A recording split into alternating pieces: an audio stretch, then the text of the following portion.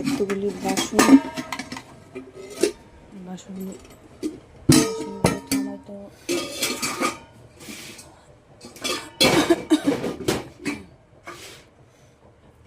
কালকে ঠাকুর বাড়িতে গেছিলাম,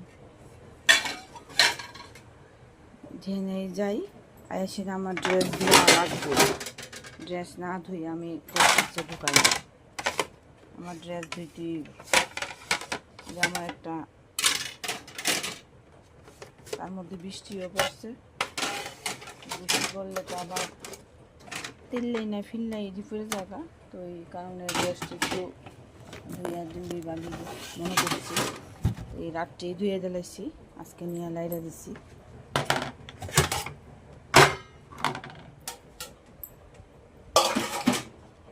তাহলে বাসন আজকে রান্না করুন।